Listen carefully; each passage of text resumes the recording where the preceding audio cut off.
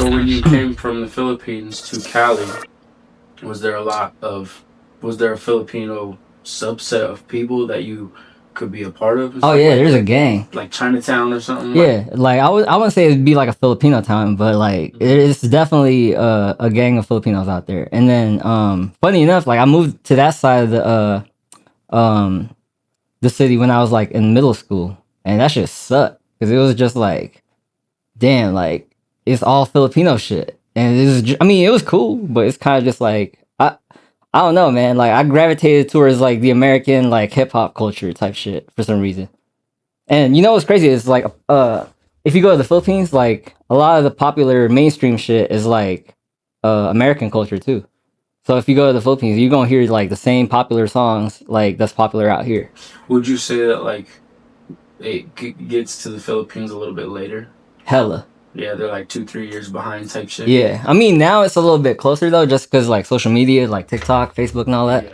But back in the day, like especially when I was growing up, like I remember being into 50 Cent like late, but that's because he was barely getting popular in the Philippines, and low key it was like the time when I was like uh really, you know, remembering what music is. You know what I mean? So when I first heard 50, I was like, yo, what the fuck is this? Like this shit fire. What the hell? And cause so when I first heard 50, like my cousins came over from the States and they were visiting and shit. And then I was like, hey, I was showing them like all the hip hop, Filipino hip hop that I was listening to. And then they were like, man, this shit whack. Like, and then they put me on some like 50, Dre, Tupac, and I was like, oh damn, yeah, nah, this shit fire. So, and those are your cousins that you said they were raised here. Yeah. Well, no. They was raised in the Philippines, but like they moved out here too. They had moved earlier than Yeah, you type shit. yeah, type shit. They had more adjusted. Yeah.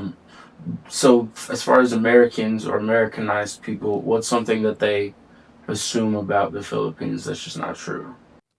What are you talking about? Like the general public type Like, shit? yeah, is there like a stereotype you face in America about when people hear that you're Filipino? Yeah, I mean, I feel like people automatically assume like I'm good at school or like I could sing, and it's like I'm not that Filipino, unfortunately. Do you ever feel like you still belong in the Philippines? Hell yeah.